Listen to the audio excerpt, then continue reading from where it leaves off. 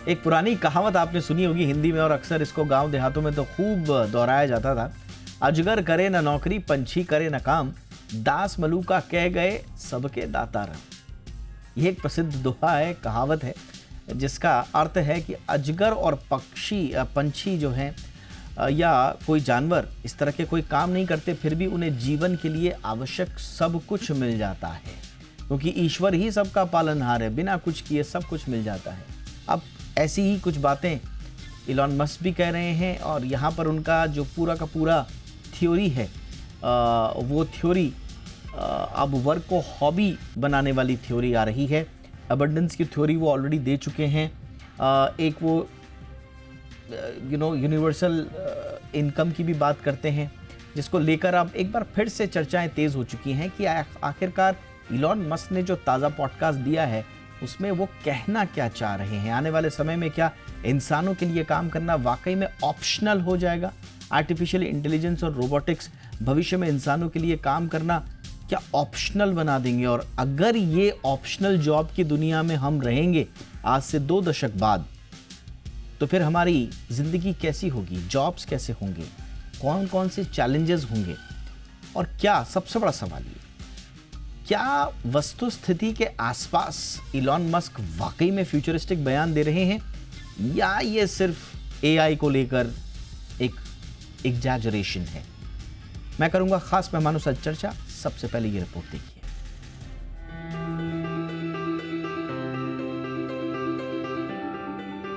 एक तरफ दुनिया भर में काम के घंटे को लेकर बड़ी बहस छिड़ी हुई है। सप्ताह में 70 से 90 घंटे काम की आवाज बुलंद हो रही है, तो वहीं दुनिया के सबसे अमीर शख्सियतों में से एक और टेस्ला और स्पेसएक्स के सीईओ एलन मस्क ने आर्टिफिशियल इंटेलिजेंस और रोबोटिक्स के भविष्य को लेकर एक चौंका देने वाली बात कही, या यूं कहें कि भविष्यवाणी की। यानी आने वाले समय में इंसानों के लिए काम करना एक विकल्प साबित होगा। साफ शब्दों में अगर कहें तो काम करना या ना करना ये किसी की भी मर्जी पर निर्भर होगा।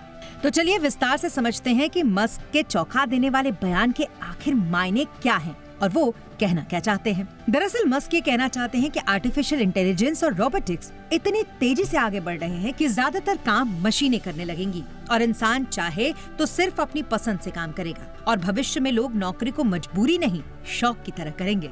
लेकिन मस्क ने ये भी साफ कहा कि इस मुकाम पर पहुंचने के लिए अभी समाज और टेक्नोलॉजी को बहुत काम करना बाकी है, लेकिन भविष्य में कुछ ऐसा ही होगा और कुछ ऐसी ही कल्पना मस्क ने की है। एक और भविष्य में काम करना पूरी तरीके से वैकल्पिक वाला मस्क का बयान, तो दूसरी ओर सप्ताह में 70 से 90 घंटे काम की बहस।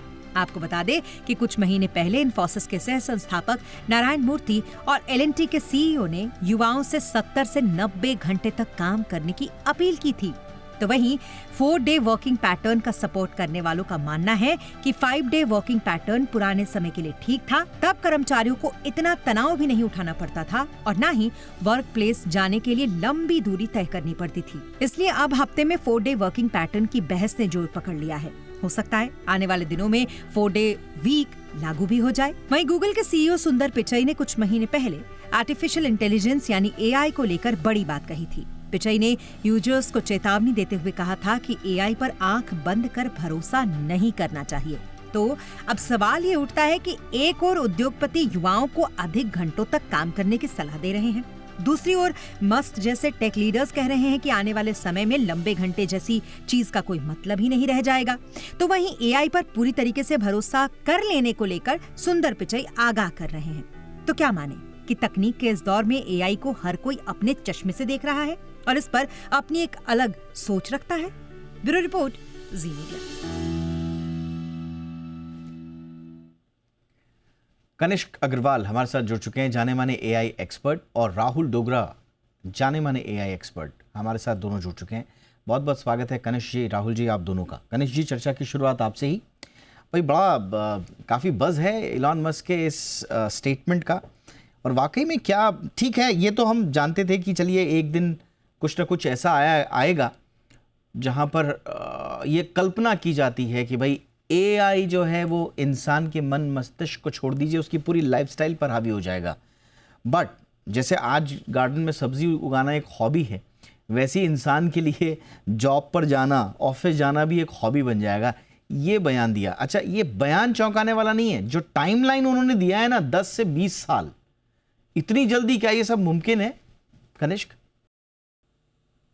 दीपक जी, मैं बात करता हूँ 200 साल का जो सामाजिक अनुबंध है हमारे, उसको मूल रूप से चुनौती देता है एलन मस्क का ये स्टेटमेंट कि भाई हम जानते हैं कि आप काम करते हैं, आप कमाते हैं और आप जीवित रहते हैं।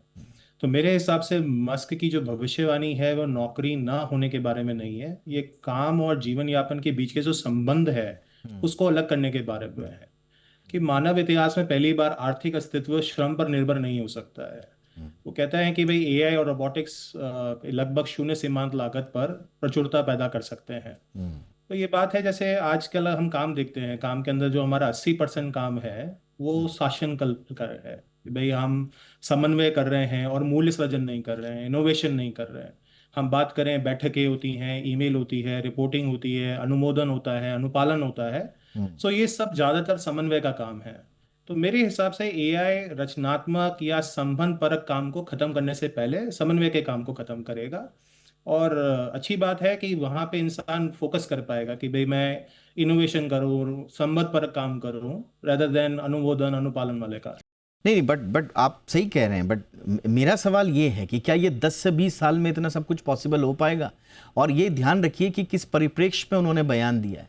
वो भारत के एक भारतीय पॉडकास्ट में बयान दे रहे हैं, तो हम यानी कि स्टिल बहुत तेज़ी से बढ़ती हुई अर्थव्यवस्था है, लेकिन स्टिल डेवलपिंग कंट्रीज़ हम हो गए, दूसरी कंट्रीज़ हो गई, जहाँ अभी भी लेबर सस्ता है, जहाँ अभी भी लेबर इसेंशियल है। अब 10-20 सालों में फुल ऑटोमेशन कैसे मुमकिन है? मतलब मैं जॉब के पर्सपेक्टिव से बात कर रहा हूँ।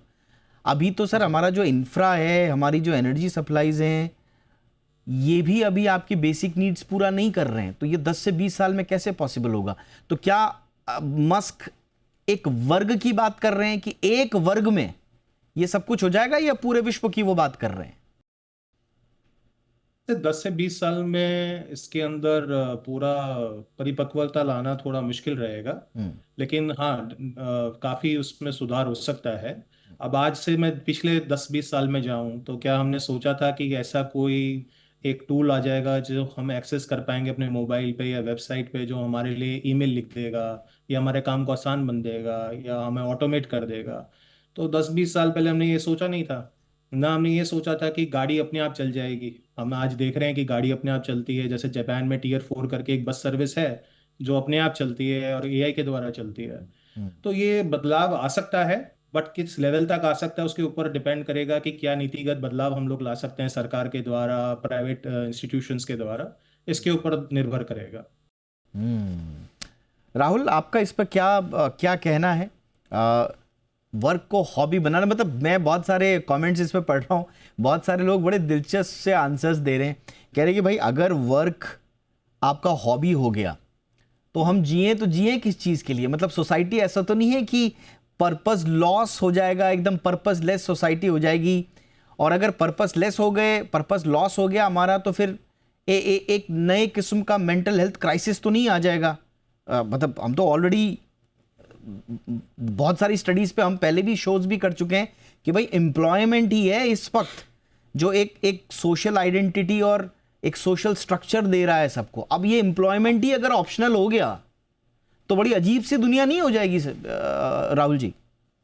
दीपक जी, जो स्टेटमेंट है काफी रेडिकल है। इसको मैंने थोड़ा सा स्टडी करा, और अगर इस पॉडकास्ट को आप अच्छे से रिव्यू करें तो उन्होंने ये भी एक स्टेटमेंट दी है, ये एक रियलिटी हो सकती है लेकिन ये भी एंड पॉइंट नहीं है।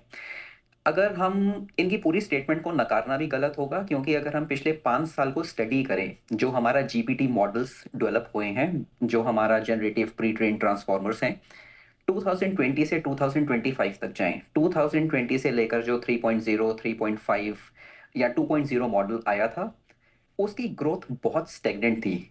लेकिन 3.5 के बाद 4.0 जीपीटी और जो लेटेस्ट मॉडल मार्केट्स में है, उनकी जो ग्रोथ है वो 10x 20x के ऊपर काम कर रही है।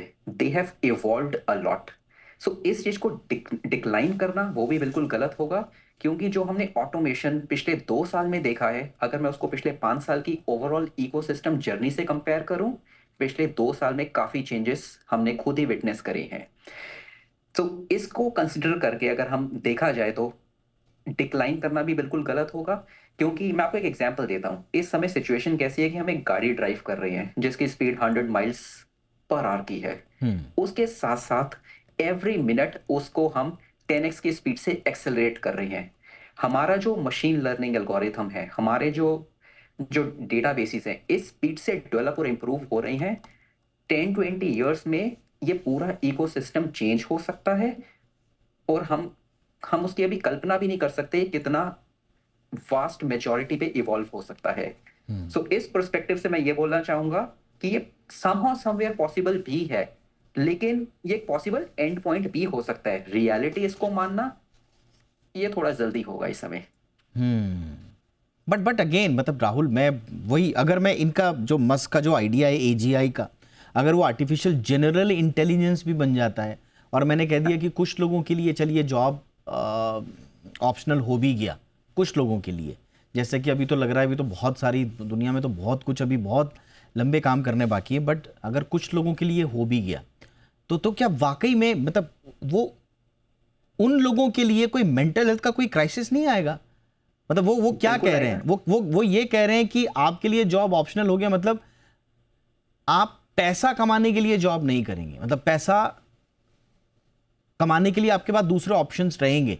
सिर्फ यही कह रहे हैं वो, या वो कहेंगे कि रिटायर हो जाओ भाई, अब जरूरत ही नहीं है, सब काम तो एआई करेगा, तो आपको पैसा भी किस चीज के लिए कमाना है? अबंडेंस की जो बात कर रहे हैं वो इन टर्म्स ऑफ क्या है, वो किस चीज का अबंडेंस है, प्रचुरता किस बात की? 100% इम्प्लीमेंटेशन तो बहुत ही डिफिकल्ट है, बिकॉज अगर हम आर्टिफिशियल जनरल इंटेलिजेंस एजीआई की भी बात करें, वो ये स्टेट करती है कि एक ह्यूमन कैपेबिलिटी के हिसाब से सिस्टम कितना डेवलप हुआ है। और अगर मैं स्टडी करूं जो बेसिक टास्क हैं, हमें अपना डे टू डे एक्टिविटीज के लिए हम चैट जीपीटी यूज करते हैं। अगर मैं ऑर्गेनाइजेशनल लेवल पे बात करूं, जो बेसिक टियर 1 काम होता था, एक टिकट क्रिएट करना, हमें सब्सक्रिप्शन मॉडल्स डिफाइन करना, वो ऑलरेडी ऑटोमेट हो चुका है। एजीआई मॉडल भी एक बहुत अच्छे लेवल पे इवॉल्व हुआ है पिछले 2 से 3 साल में। यही एक रीजन है, अगर आप बड़ी टॉप शॉट कंपनीज को स्टडी करें, they are reducing the man power. की इंटेंट, अगर आप पॉडकास्ट को स्टडी करें, की इंटेंट ये एक हॉबी डेवलप करना नहीं है, बट बेसिकली ट्रांसफॉर्मेशन लेकर आना है। हमें भी उसी पर्सपेक्टिव से समझना चाहिए। मे बी हमें हमारी रेगुलेटरी बॉडीज को भी इसमें इंटरवेन करना चाहिए और लॉन्ग टर्म पिक्चर डिफाइन करनी चाहिए कि ये जो ऑटोमेशन है ये एक ट्रांसफॉर्मेशन है एक कंट्री के लिए और एक इकोसिस्टम के लिए। 100% इम्प्लीमेंटेशन तो काफी अनरियलिस्टिक लग रहा है मेरे को, because if you go to some parts of India और maybe African countries, we do not have availability of basic hygiene or we don't have computers available. Automation तो एक बहुत दूर की बात है। और कई सारे रोल्स अभी भी हमारे इकोसिस्टम, हमारे एनवायरनमेंट में है जो ऑटोमेट नहीं हो सकते। हम उसके लिए टेक्नोलॉजी लेकर आ सकते हैं। क्राफ्टमैनशिप, जो एक मेंटल हेल्थ काउंसलर, कई सारे रोल्स ऐसे इवॉल्व करते हैं हमारे इकोसिस्टम में जिसको ऑटोमेट करने का कोई जरूरत ही नहीं है और वो नहीं हो सकते, प्रैक्टिकली पॉसिबल ही नहीं है। एक जुडिशरी रोल का मैं आपको एक एग्जांपल देता हूं।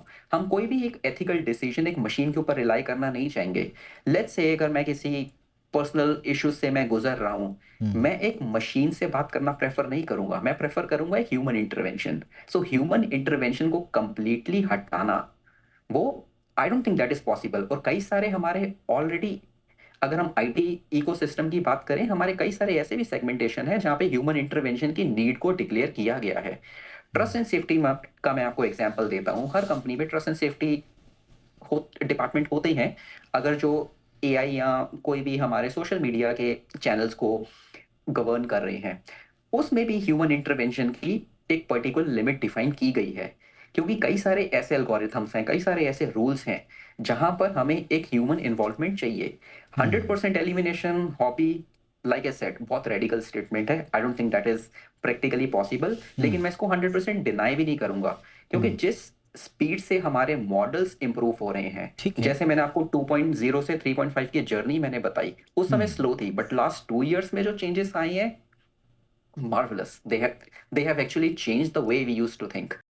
बट अगेन, अब ठीक है, आपने तैयार भी कर दिए, आपने एआई, रोबोटिक्स, एनर्जी, मतलब हर चीज़ में आपने ह्यूमन एआई कोऑर्डिनेशन भी कर दिया, और जिसका वो बार बार जिक्र भी करते हैं, ह्यूमनॉइड रोबोट्स को आपने तैयार भी कर दिया, बट स्टिल कनिष्क जी,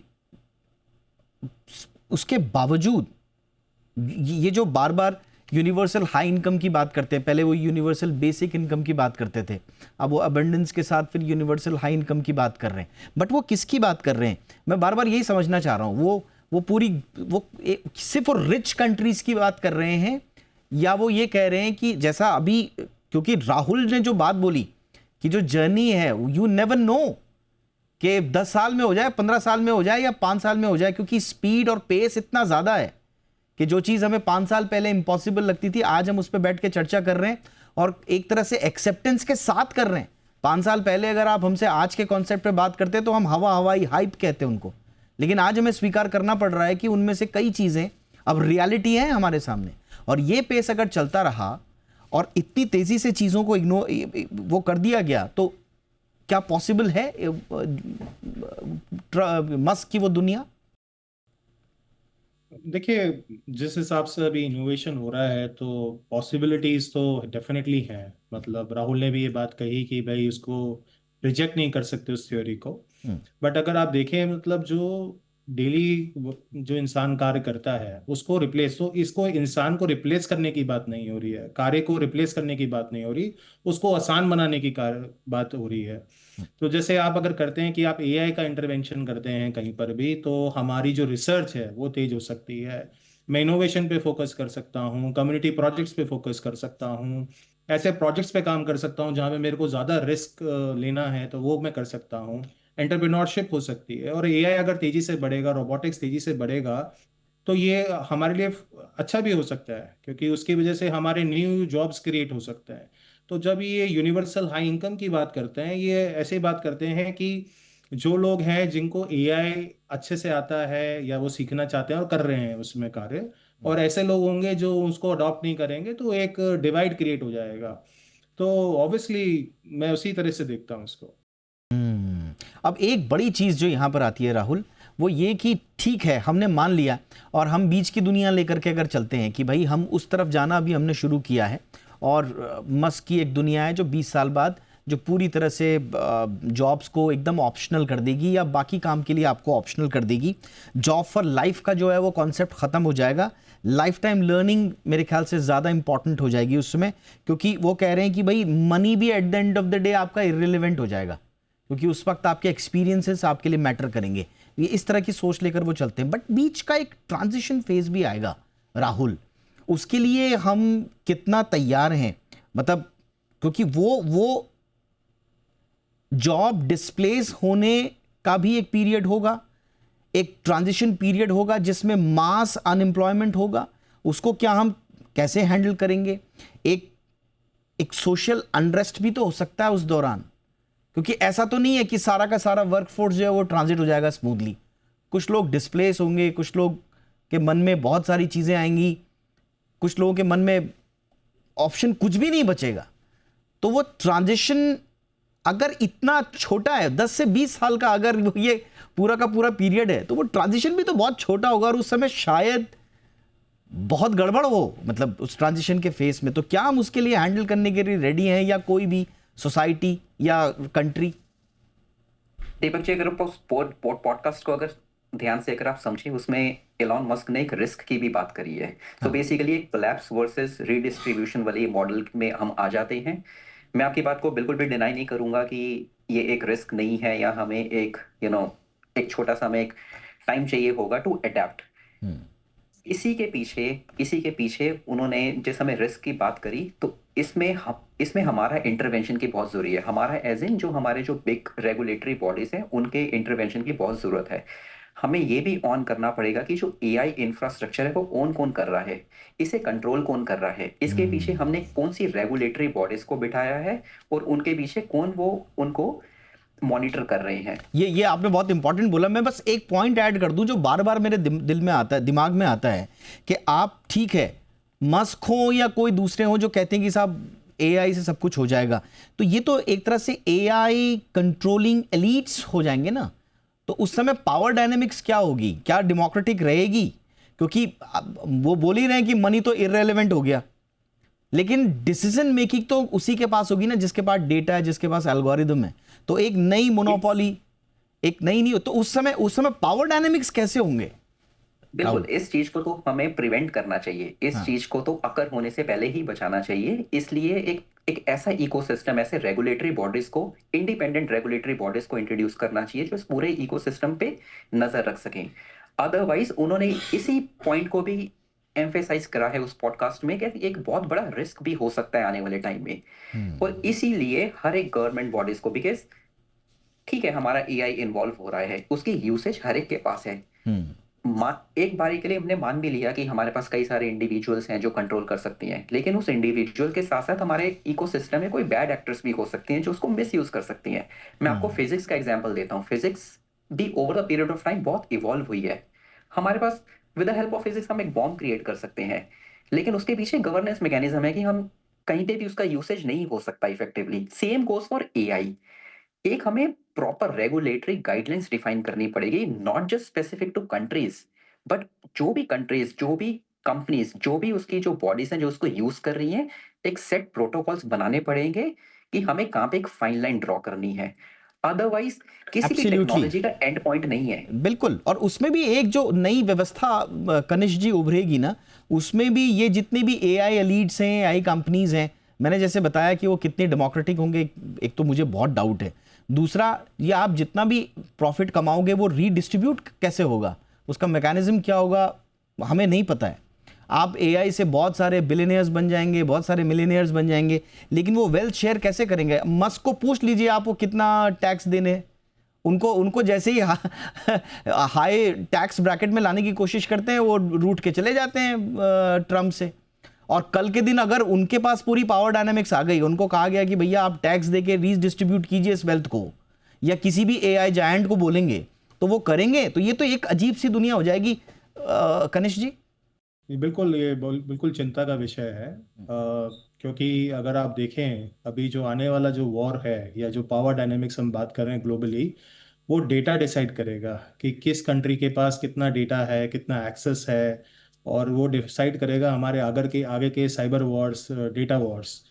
तो बात करते हैं टैक्स वगैरह की, तो मेरे को लगता है एक माइक्रो इकोनॉमिक मॉडल पे विचार करने की आवश्यकता है कि एक हमारा यूनिवर्सल बेसिक इनकम हो गया, एक यूनिवर्सल बेसिक कंप्यूट हो गया, जिसमें एआई की पहुंच के अधिकार के तौर पे ले लीजिए। एक हो गया यूनिवर्सल बेसिक सर्विस, जिसमें हेल्थ केयर, ट्रांसपोर्ट, जानकारी हो गई। और रीडिस्ट्रीब्यूशन के लिए रोबोटिक टैक्स और ऑटोमेशन टैक्स जैसे शब्द हमें मिल सकते हैं आगे भविष्य में। बट डेटा एक डेफिनेटली एक बहुत इंपॉर्टेंट एरिया है, और हम देखते हैं कि नए नए मॉडल्स हमारे पास रोज आते हैं, लोग उसको इस्तेमाल करते हैं, अपनी फोटोज़ को अपलोड करते हैं, अपने डेटा को अपलोड करते हैं, तो डेटा को ट्रेन करते हैं मतलब उन मॉडल्स के ऊपर जी। तो डेफिनेटली भविष्य के लिए चिंता का विषय है, और इसमें एक गवर्नेंस की बहुत ज़रूरत है। अभी कोई गवर्नेंस मॉडल एग्जिस्ट नहीं करते, कोई डेटा प्रोटेक्शन एक्ट अभी भी इम्प्लीमेंट नहीं हुआ है इंडिया में। तो उसकी इम्प्लीमेंटेशन, गाइडलाइंस एआई के अंदर, और लोग क्या कर सकते हैं, और मेरे हिसाब से जो कॉमन लोग हैं उनको समझना पड़ेगा कि ये कितना खतरनाक हो सकता है। तो मेरे ख्याल से एजुकेशन भी देनी ज़रूरी है ग्रास रूट लेवल पे, ताकि लोग उसका सही से इस्तेमाल करें। बिल्कुल, ये बहुत इंपॉर्टेंट होंगे। अब मस्क के कहने के अनुसार दुनिया 20 साल बाद ऐसी होगी या नहीं होगी, बट अगर संकेत मिल रहे हैं तो जागने का वक्त तो है। पूरी दुनिया वैसे भी एआई कह ही रही है। तो अगले 10 से 15 साल भारत के लिए अगर मैं सार निकालूं चर्चा का, बहुत सारे लोगों के सर के ऊपर से भी गई होगी, क्योंकि हम गवर्नेंस और उन सब में घुस गए। बट वो बहुत इंपॉर्टेंट है, जब आप डीप डाउन जाएंगे इसके, तो आपको यही सवालों के, जब बाकी सबके तो मिल जाएंगे आपको जवाब, लेकिन इन सवालों के नहीं मिलेंगे जो हम डिस्कस कर रहे हैं। तो just to sum up, Rahul आ रहा हूं बस quickly, just to sum up, अगले 10-15 साल जितने हमारे दर्शक हैं, यंगस्टर्स हैं, कोर्स करने वाले हैं, अब कोर्स करने जाएंगे, स्किलिंग, रीस्किलिंग, ये आपके लिए बहुत इंपॉर्टेंट रहने वाली है। जो रिस्क फैक्टर जो अभी कनिष्क कह रहे थे, खतरनाक क्यों? अभी आप सोचते हो गवर्नमेंट जॉब मिल जाए, बैंक की मिल जाए, आर्मी की मिल जाए, ये सब हाई रिस्क जॉब हो जाएंगे। जो आज सबसे ज़्यादा सेफ है, वो जो ट्रेडिशनल जॉब्स हैं, वही सबसे ज़्यादा हाई रिस्क वाली जॉब हो जाएंगी। तो आप समझ लीजिए इसका मतलब क्या होने वाला है। क्विकली राहुल, आप कुछ ऐड कर रहे थे। देखिए, ट्रांसफॉर्मेशन बहुत जरूरी है किसी भी स्किल सेट या किसी भी आप प्रोफाइल में काम कर रही हैं। अगर आप इकोसिस्टम के साथ इवॉल्व नहीं होंगे, आपका role at the end of the day redundant होने के बहुत ज्यादा चांसेस हैं। हैविंग सेड दैट, हमारे पास एक अपॉर्चुनिटी है, शायद हमने इस चीज पे पहले भी चर्चा करी है, इंडिया ने अभी एक 7 सूत्र भी डिक्लेयर किया related to AI control. I think हमारे पास एक बहुत अच्छी अपॉर्चुनिटी है कि हम उसको वेल डिफाइन करें। हमारे पास एक बहुत अच्छा एक सेगमेंटेशन अवेलेबल है। आई थिंक हमारा इंडिया में एक नेक्स्ट ईयर समिट भी होने वाला है एआई से रिलेटेड, हम उन सूत्र को डिस्कस करेंगे। शायद हमें उस प्लेटफॉर्म में ये सारे फैक्टर्स डिस्कस करने चाहिए, एक इंफ्रास्ट्रक्चर कंट्रोल मैकेनिज्म बनाना चाहिए सो दैट हम इसके जितने भी रिस्क हैं वो मिटिगेट कर सकें, एटलीस्ट सबके सामने रख सकें। जागरूकता भी फैलाना बहुत जरूरी है। अब भी इसे बनाना पड़ेगा। You are right, absolutely right. आपको सबको बनाना पड़ेगा, बट मुझे लगता है कि मल्टीपल इनकम सोर्सेज का टाइम आएगा। अब सब लोगों को एंटरप्रेन्योरशिप, पर्सनल ब्रांडिंग, इन सब की तरफ ज़्यादा जाना होगा बजाय ट्रेडिशनल जॉब्स के। और आज से ही पैसिव इनकम इन्वेस्टमेंट्स शुरू कर दीजिए। उसके लिए तो जी बिजनेस आपके साथ है ही कि क्या करना है। हम तो सालों से लोगों को यही कह रहे हैं। लोगों को जी बिजनेस के मैनेजिंग एडिटर अनिल सिंघवी रोज़ सुबह से लेकर शाम तक बताते भी कि आपका मार्क कैसे होना चाहिए। तो वही इन सब बातों को रिकंसिडर बड़ा सीरियस मोड पे करने का समय आ चुका है। बहरहाल बहुत बहुत धन्यवाद इस चर्चा के लिए। कनिष्क जी, राहुल जी, आप दोनों का बहुत बहुत धन्यवाद।